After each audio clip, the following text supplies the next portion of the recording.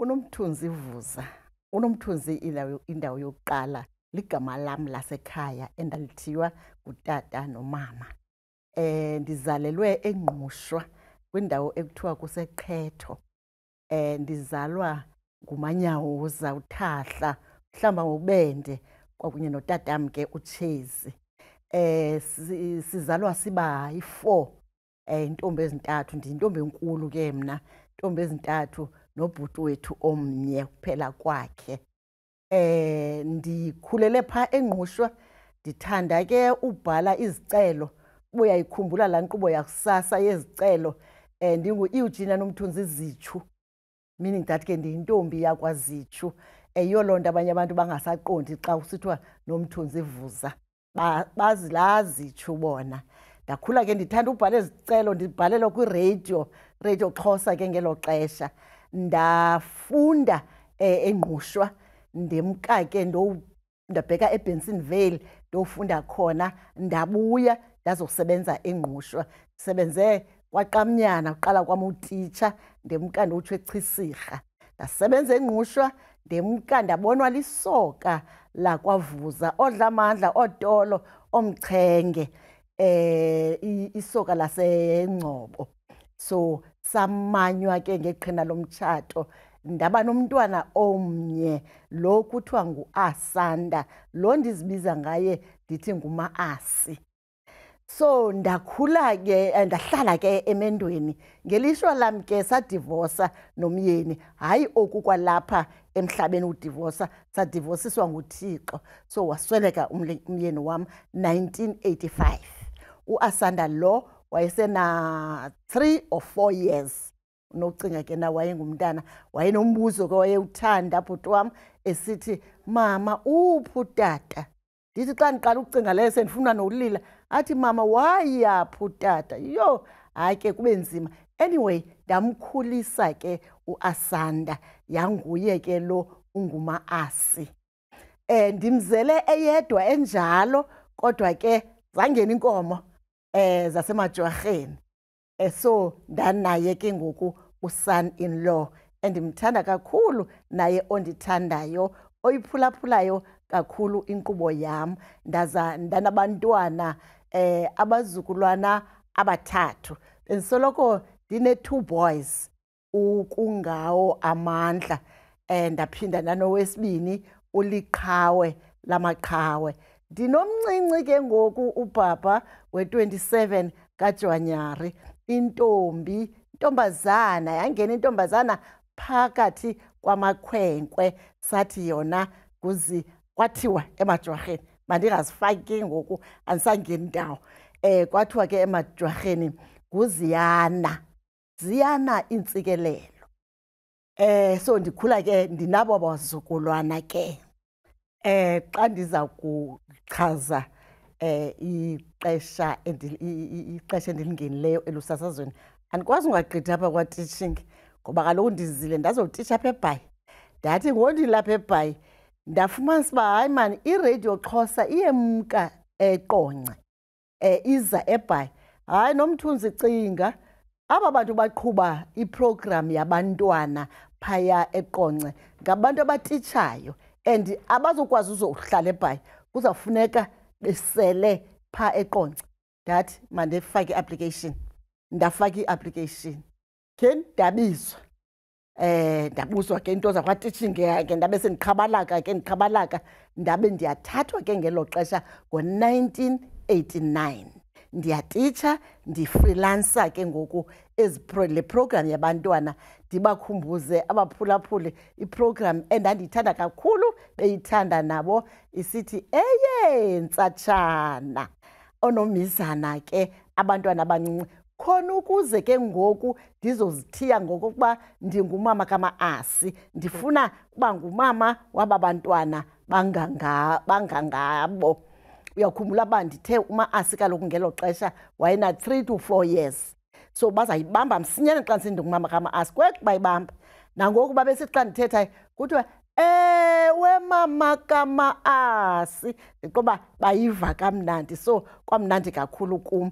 Ndafreelansa ke bhuti wam 1989, eyentsatshana 1990 eyentsatshana kwavela ipost apha kumhlobo ngo sisele silapha ke kumhlobo wenene kwavela ipost yamakhosikazi ezamakhosikazi ipost eyayinothandile Titi uthandile waya kwa news so nda-aplya ndenza i-interview ndabe ndiyathathwa ke emhlobo wenene permanent ngo-1991 so ndafika apha ndenza iprogram zamakhosikazi sasisathi ngoko ezamakhosikazi ndandisenza ke uMonday, Tuesday, Wednesday, uThursday wayesenziwa ngusisifes uFezeka Matiyase esithi yena xa ebiza oomama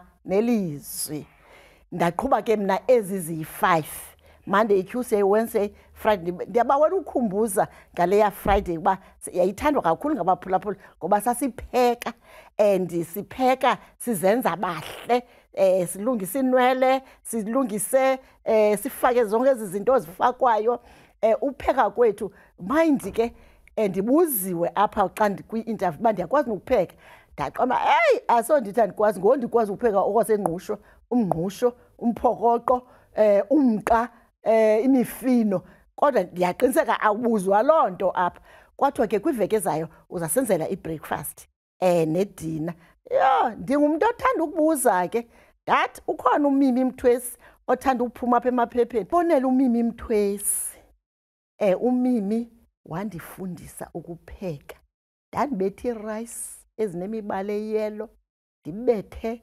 iveg entle elungisweyo ukutya oku-appetizayo uqonda uba ngoku kusepha kude kuthi nditye saqhuba ke ndade ndaba nesponsa sakwa-Tastic Rice noMimi Mthwesi sapheka ke right bendisabala ke ezi program ndandizenza usisifez wafikela lixesha lokokuba ngoku makabe ngumaneja wezi program zamakhosikazi ndaba ke ngoku mna ndithatha nale program yangoLwesine ndafika ndayitshintsha ke ndathi leli kaYehova ihlabathi nenzaliseko yalo ndiyabona ke amandla okuyenza ndiwathathe kwiprogram apha yaMonday ngoMvulo ngoba ndandisithi laa program xa ndiyibiza ndithi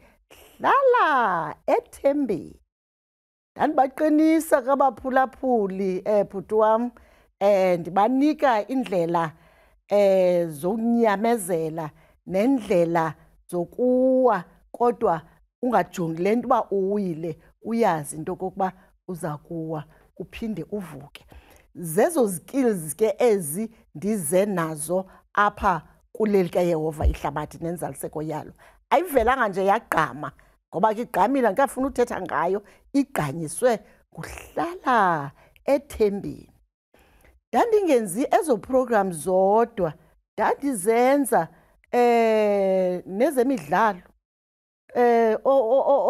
oZolani aba noDoc Nomsobo wangumphefumlo wakhe ungaphumla ngonaphakade andifake phaa kwezemidlalo athi uba umntu akazubakho athi mem khawubamba apha ndibambe apho ngabona abantu baye bandifundisa ke usasazo ndikhumbula akukho nto yayindibetha njengokuxela ixesha emoyeni kodwa uDoc wayenza lula ngoba wayesitsho atsho athi agqiba athi xesha funeka manditake lixesha ndithi imizuzu mithathu emveni kwentsimbi yesithoba yabona mos thetha isiXhosa kaloku pha kumhlobo wenene ndiqhubile ke ndisenza ezi program ikhona nayangecawe iprogram endandiyenza iprogram yabantwana so saqhuba ke naloo program yabantwana abantwana aba baye basondela kakhulu kum ndibathanda bendithanda right zatshintsha ke ngoku izinto kwacaba ngoku mandimaneje ezi program zamakhosikazi zibe phantsi kwam ndenze iprogram eyi-1 ngeveki uleli kaYehova ihlabathi nenzaliseko yalo apho ke ndonyusa khona ikawusi ndaqonda uba ngoku ndim noomama, oomama bangolwesine, ngoba kaloku ngoku sijongise koomama abahamba imithandazo, oomama bangolwesine, oomama bangomgqibelo, iintombi zangolwesithathu. So ndajonga ke le program. Bendingena ke emoyeni kube kanye ngeveki. Kodwa ndikhumbula ku-2016 ndandinayo into ephaa ku-2 million and over. Andiyazi ngoku kodwa ndisazenze za millions. Kodwa ngoko ndiyibambile uba ndandidlulile ku-2 million ngo-2016. Ndingathi ke into eyenze le program yagqama kakhulu yinto yokokuba ndibe phakathi kwabantu. Ndiphuma ndiye koomaTranskei, ndiye koomaKapa, ndiye koomaRhawuti, ndiye koomaDurban, ndingabala ntoni na bethuna, ayikho indawo endingazange ndiye apha eMzantsi. Uyakhumbula ke mphulaphula uba ndithe kuwe ndiqale ngo-1989, ndaritharisha ndaphumla ngo-2008, ndazibeka phantsi on a Friday. Imanager, station manager womhlobo yayingunada Wotshela. Nada ngomvulo-lwesine kwiveki ezayo kuzawungena abantu. Ndigqibile kaloku mna ngoku, andithi kuthiwe bhabhayi kum kwathini, awakrwela intloko unada wathi, hayi mem, khawuqhube just nje lo nyaka, u-2008 lowo. Ndamqhuba ngo-2008 waphela. Nada uyaphela u-2008. Hayi, khawuphinde mem, i-SABC yandinika eminye iminyaka ndifreelancer. Uyabona ndingaba ndiyaphosisa bhuti wam, nani nonke nilapha phambi kwam base-SABC. Zange ndimbone umntu afreelance for 14 years. Semkile ke ngokunada kunguPhumzile Mnci. Wathi uPhumzile, hayi khawuqhube. Hayi, yathi SABC xa ndithi, hayi ndiyayeka ngoku, wathi khawuqhube. Ndiqhube ke kusuka ku-2008 kuzothi ga ngoku 14 years. The xa ndiphanda ndafumanisa uba andimboni umntu wakhe wafreelancer for 14 years. Mind 33 iminyaka yona ndisemveni komboko ndisasaza, kodwa ufreelancer ndifreelance for 14 years. Ndaba ke ngoku uthi umntakabhala uLoyiso, hayi mem, ndifike kukhalwa kusithiwa uthi udiniwe. Ndathi kunjalo mqwathi, noko ndikhulule ndiyophumla, ndihlale nabazukulwana bam. I-SABC ndiyisebenzele, i-SABC indincedile. Indincedile i-SABC because imali zokufundisa umntwana wam uAsanda ekuphela kwakhe ndizifumene ngenxa yokufreelancer. Yandibetha loo nto, waphuma ne-BCom degree, waphuma ne-LLB degree. Uba ngaba bendingakhange ndibe ndifreelance le minyaka e-SABC ndingu-single woman, ngendandiyithathe phi loo mali. Ukuphendula umbuzo wakho, ndingathi ndayiphiwa nguThixo le ndawo yaselusasazweni, ngoba uyawukhumbula ndithe ndandingumntu obhala izicelo. Qho kusasa ndinezicelo ezizawufundwa, kuthiwa le ivela ku-Eugenia Nomthunzi Vuza, ndive kamnandi. Ndiva, heyi, ndiyabawela ke ukuthetha phaya kulaa mboko. Ndaphinda ke ndazowutitsha ke ngoku abantwana abancinci, ndibathanda. Kwathi kwawuvela le program eyentsatshana, ndathi nantsi ngoku andizutitsha abantwana abancinci egumbini, masithi mhlawumbi bayi-28 okanye bayi-38. Ndizawutitsha ilizwe lonke abantwana abancinci. Ndilotywe zezo zinto, ndilotywe kukuyithanda iradio, ndimane ndibhalela kuyo, not knowing that ndawuze ngenye imini ibe ndim ofunda ezazicelo. Ndaphinda ndayithanda for ukutitsha abantwana abancinci ndibabonisa okokuba kwenjenjwe akwenziwa ngolwa hlobo. Enkosi kakhulu bhuti wam.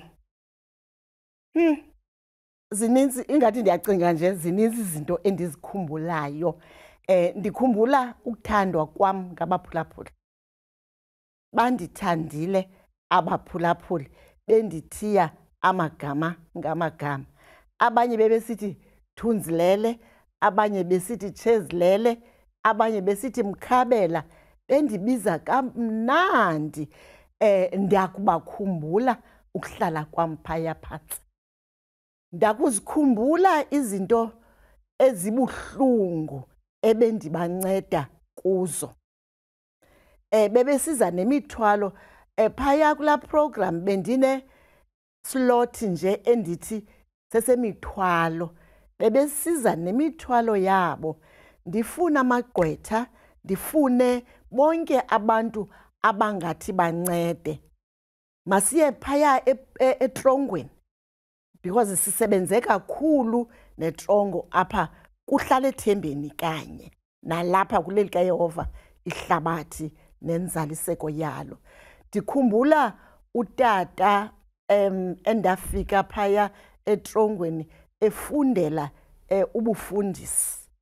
Esithi wabanjwa, ebanjwa yintombi yakhe, isithi umreyphile. Olithi ufande ekuhambeni kwexesha lo mntwana khangareyitshwe ngutatakhe. Nto kunayo umama ekhaya uxabene notata ekhaya. So wathi apha emntaneni makathi ureyitshiwe ngutatakhe.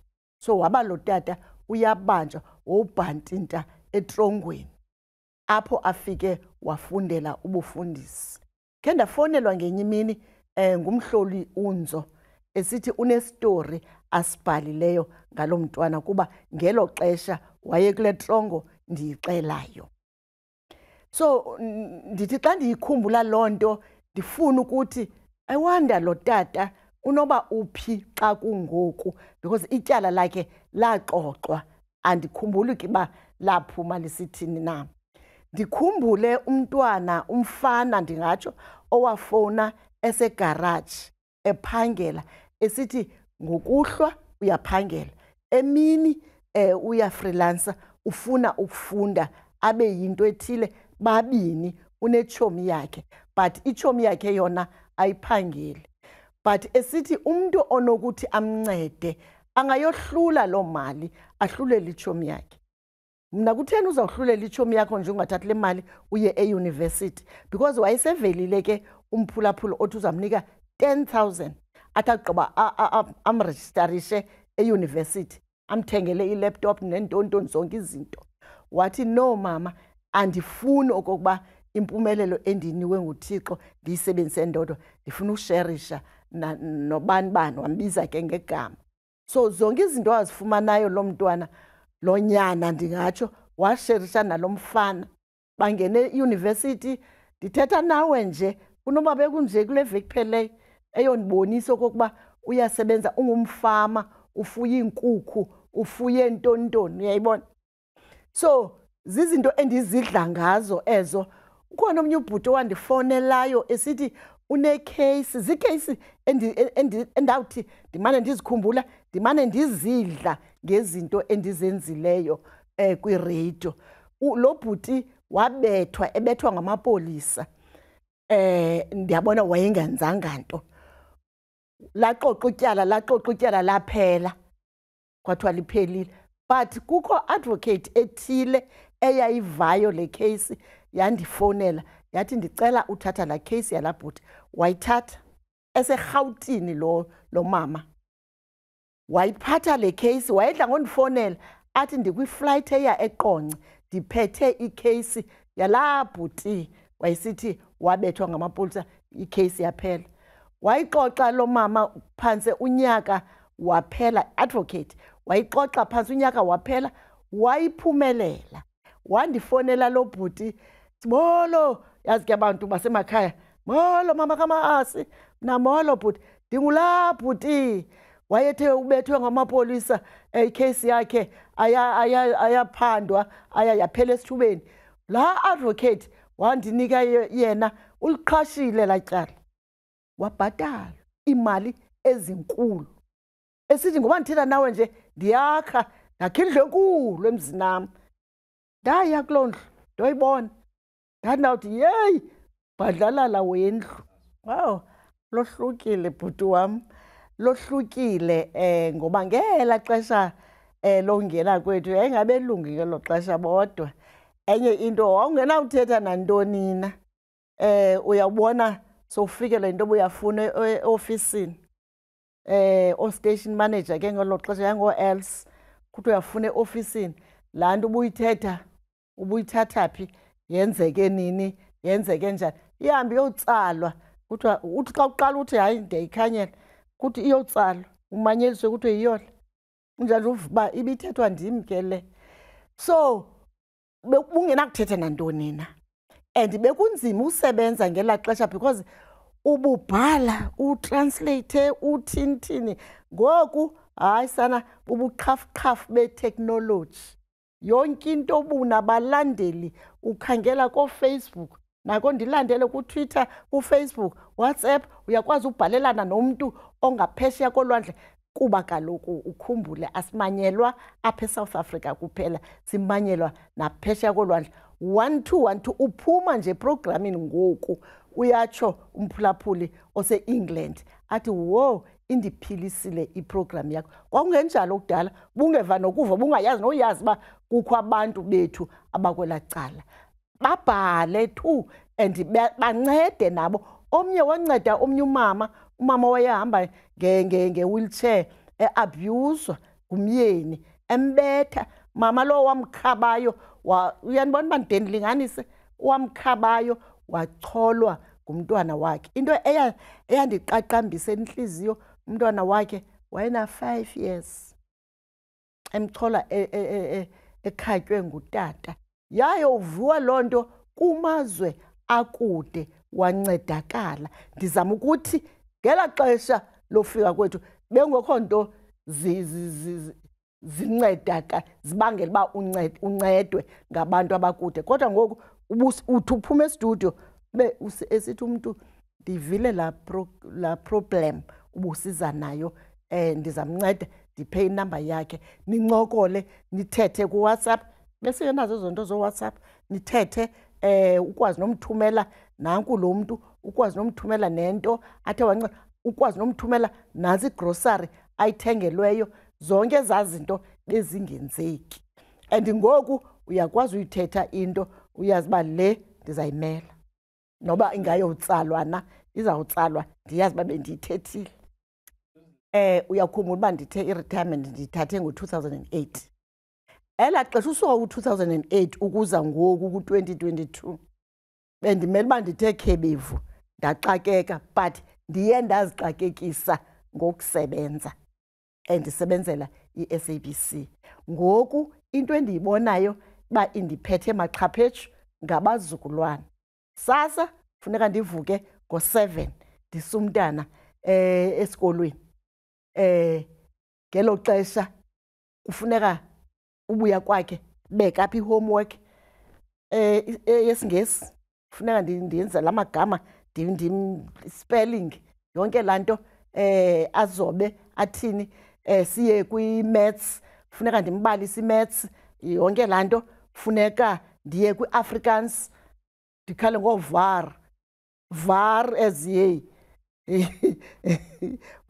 v as your what is the namfan yo ma yeba funeka ndifundise ezazinto akululanga kodwa ngenxa yezikills endize nazo kwa-teaching ndiyazisebenzisa ngoku kukho lo use-preschool yena naye funeka ezobile funeka ngondigwiqa amadolo sizobe sikhangela uba uRed udibana nabani na uyawuthi uRed azaphume kakuhle kuphume uGrey uyawudibana nabani uyawudityanisana nantoni na kusekho ke lumncinci usesebele basafuna mna bobathatha kodwa ke andiphelelanga apho bhuti wam ngoba kukho abamama bendibasebenzela kukho ezi artist bendizisebenzela zisandifuna mama kama-asi hayi sifuna uzomotivata apha kule cawa yethu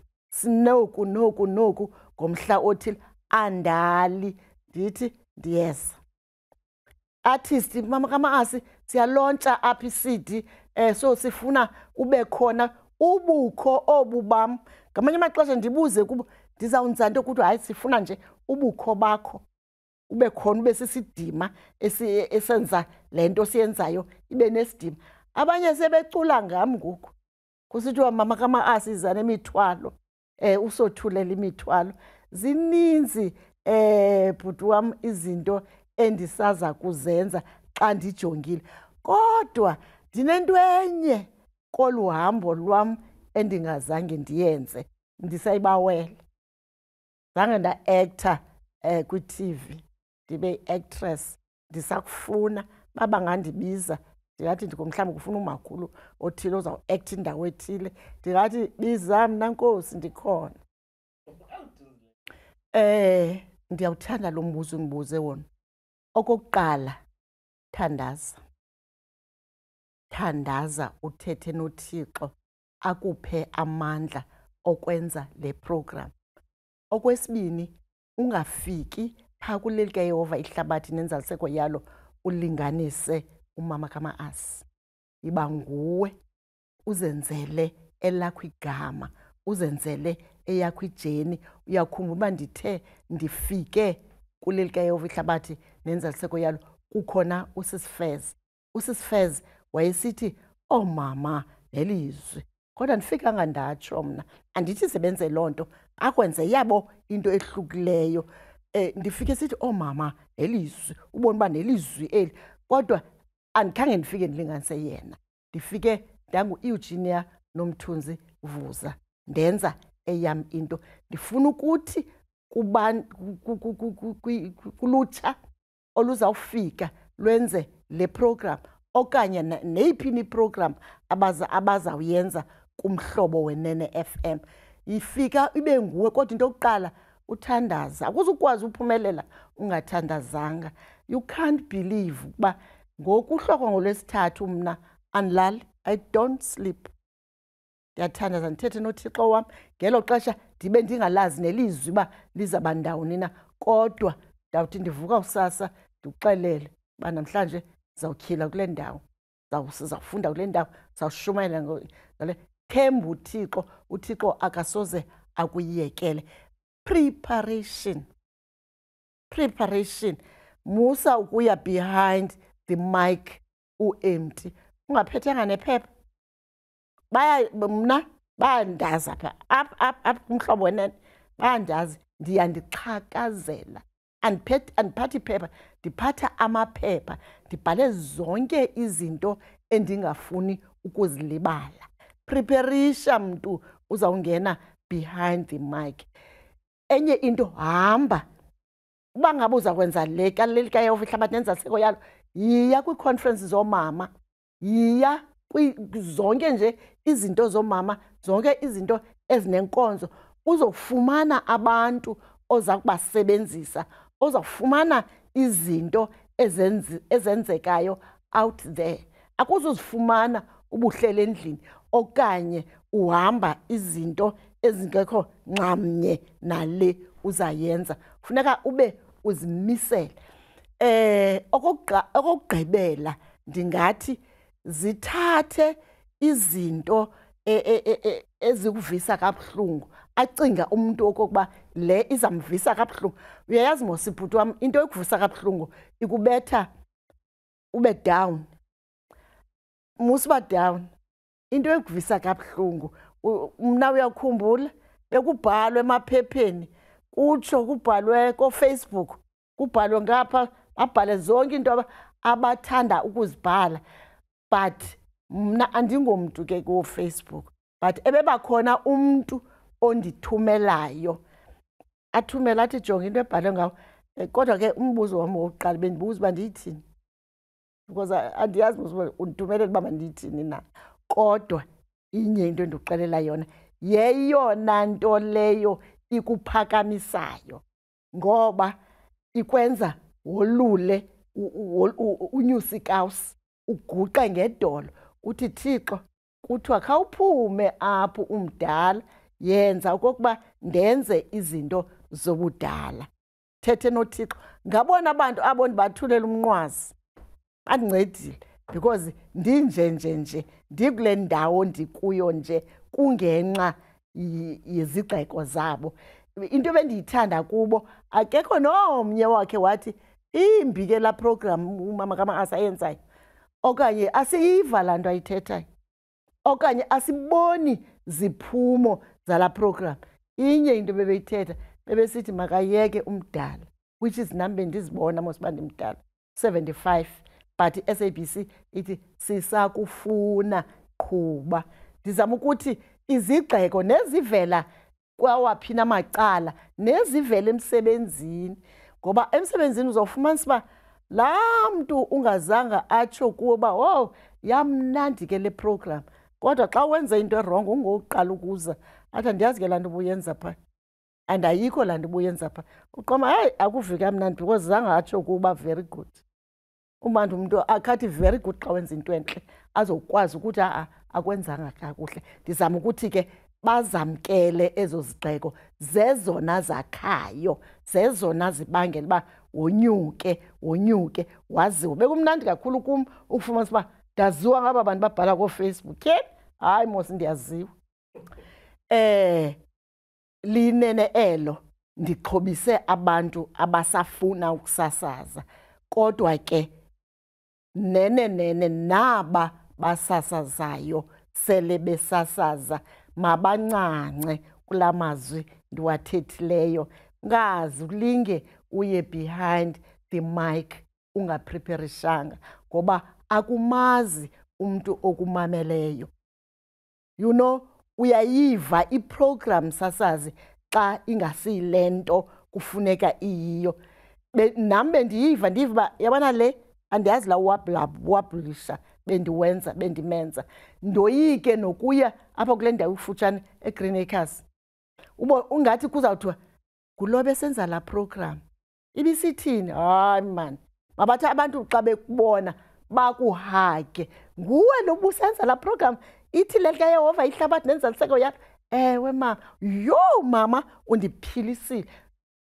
Phuma unaloo nto yoba ukhona umntu ophilileyo. You know, bekuba mnandi one time kwezi ugqirha kum ndimile ebhenkini. Wathi mama kama-Ase, ezi zinto uzibuza ezisebhekini zethu uthi masizifake phi? Because ndithi khawukrobe kule bhegi yakho. Yintoni le nto yasoka izele le bhegi? Uthi noba uyakhangela into ndithi khazibale. Uthi yazi ndifumanisa uba akukho kwanto ilapha because into endiyifunayo apha yi-checkbook, into ubhala, ilist yento endizawubhala, kodwa izele nzathi xa ndizifuna ezo nto ndiziphuthaphuthe phakathi kwezinye izinto. Ndizama ukuthi laa nto ucinga uba yinto encinci yenze ibe yinto enkulu, ibe yinto emnandi ezawuthi xa ifika phaya kumphulaphula aqomatyhi unyanisile mos umama kama-Ase. Nawe uzawuthi wawufika phaa ngaphandle uve unconyo. Please basasazi nihlale ninobubele. Banobubele mani abasasazi, ngathi bazalwa ngumntu omnye. Uthi uphuma nje estudio bugangwa ngulo, hayi uphinde ugangwe ngulo nayenze kwalaa nto ibiyenziwe ngomnye. Banobele, nihlale ninjalo, nihlale ninobubele. uThixo uyambuyekeza umntu ngento entle ayenzayo. Ndingathetha litshone nabaphulaphuli. Into endimcela kuyo uThixo anqande iinyembezi zam, because ndide ndafika kule ndawo nje kungenxa yabo. Ndifuna ukuthi kubaphulaphuli ningayeki ukuthandaza. uThixo uyacengwa, uThixo uyaphendula, uThixo akanaye uhayi. Uthi hayi ngoku uzawuphendula, qha akazuphendula ngeli xesha ufuna ngalo. Ningayeki baphulaphuli ukuthandaza ngamazwi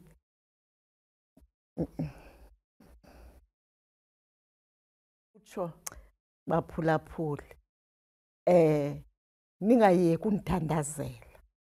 You know what, wakhe wathi uHector, may his soul rest in peace, wathi uHector, sisebenza naye colleague, wathi hayi mama kama-Asi, ezi ntsikelelo asingomthandazo wakho wedwa, so uthandazelwa nangabaphulaphuli. Wayenyanisile. Ndifuna ukuthi ke baphulaphuli ningayeki uthandaza, ningayeki nam ukundibeka emithandazweni kule jeni intsha ndiza kuyihamba, because ngamanye amaxesha abantu bacinga okokuba xa uthetha phaya behind the mic wena akunazo iingxaki, kanti ezi zinto ubaqinisa ngazo zizinto ezakwahlelayo nawe. Ndikhule abazali bam besokola, ndikhule abazali bam belamba. Sendiyayicinga ngoku into yokokuba uThixo wayeyenza ngamabom loo nto, wayefuna ndikwazi ukuqinisa abantu abasokolayo, ndikwazi ukuqinisa abantu abalambayo, ndikwazi ukuqinisa abantu abanengxaki. Kangangokuba uba uyakhumbula mphulaphuli, phaya kuhlala ethembeni ndandine-clip endandiyisebenzisa ndisithi nale iyedlula. Kungamnandi, kuza kodlula. Kungakubi, yazi into yokokuba kuza kodlula. Ndisatsho ke nanamhlanje xa ndizibeka phantsi ndimka behind this mic, ndithi kuni ningayeki uthandaza, nithandaze. Nam ndawumane ndinibeka emithandazweni yam xa ndithandazela ezam iingxaki kwakunye nezabazukulwana. Oh, ndithashti kubazukulwana ke ngoku. Ndinaye ophaa eGrey apha eBhayi. Yena undidimanda kangangokwanako because wazalelwa phaa kum. Ngoku uyazazi zonke iindlela zam. You know, umbuza khe wandibuza wona, bathi khulu ke xa bendibiza, wathi khulu una-8 years, wathi khulu xa ndina-51 years nam ndakufana nawe. Ndathi very good question ngawo. Ndathi uyafana nam uba wenze kakuhle apha endleleni, nam ndenze izinto endazifundiswa ngabazali bam, ndabamba izinto endazifundiswa ngootishara bam, ndabamba ukungohlukani noThixo, ngoba ndiyamxelela ndithi ndikhulele phantsi kwetafile. Kuthini khulu ukukhulela under the table? Ndithi ewe, umamam besiye ecaweni andifake phaa phantsi kwetafile, amamele ke yena inkonzo, ndilale nditye ibhotile yam, ncanca ibhotile yam, ndilale phaa phantsi kwetafile.